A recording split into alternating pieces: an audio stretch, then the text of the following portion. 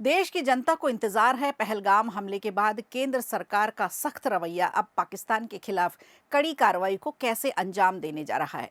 ताज़ा खबर यह है कि केंद्र सरकार सर्वदलीय बैठक बुलाने जा रही है, जिसमें अनेक राजनीतिक दलों के नेताओं को पहलगाम आतंकवादी हमले के संबंध में जानकारी दी जाएगी। इसमें उनके भी विचार सुने जाएंगे।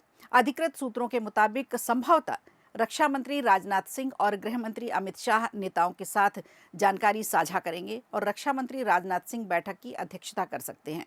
विदेश मंत्री एस जयशंकर भी बैठक को संबोधित कर सकते हैं।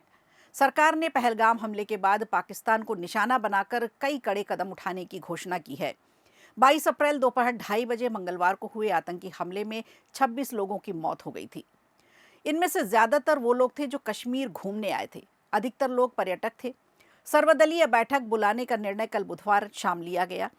राष्ट्रीय सुरक्षा पर गंभीर असर डालने वाली किसी भी घटना के बाद सर्वदलीय बैठक बुलाने की परंपरा हमेशा से रही है, जैसा कि 2019 में पुलवामा आतंकवादी हमले के बाद या फिर 2020 में भारत चीन गतिरोध के दौरान भी देखा गया था।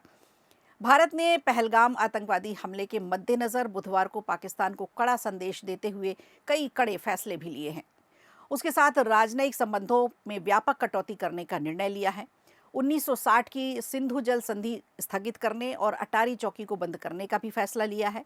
पहलगाम आतंकी हमले के बाद से भारत लगातार सख्त एक्शन ले रहा है।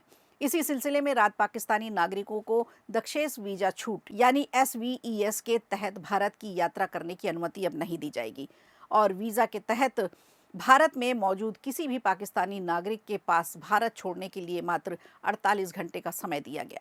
पहलगाम में नृशंस हत्या हुई, हमले हुए, जिसमें 26 लोगों की मौत के एक दिन बाद ही प्रधानमंत्री नरेंद्र मोदी की अध्यक्षता में सुरक्षा संबंधी कैबिनेट समिति की बैठक हुई, जिसमें इस कायराना हरकत के लिए भारत के जवाब को अंतिम रूप दिया गया और सुरक्षा बलों को निर्देश दिया गया कि सतर्कता बनाए रखें 24 घंटे।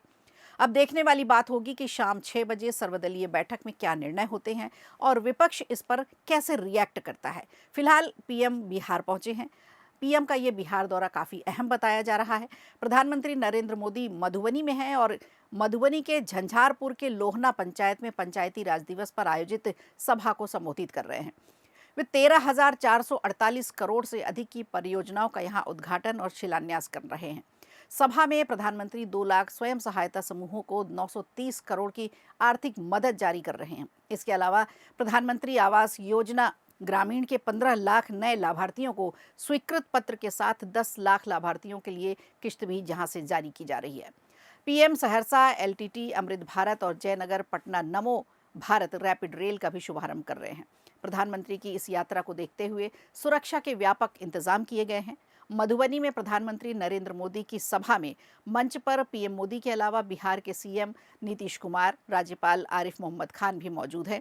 इसके अलावा मंच पर केंद्रीय मंत्री ललन सिंह भी मौजूद हैं। पहलगाम हमले से व्यथित होने के बाद से पीएम का स्वागत यहां बेहद सादा तरीके से किया जा रहा है।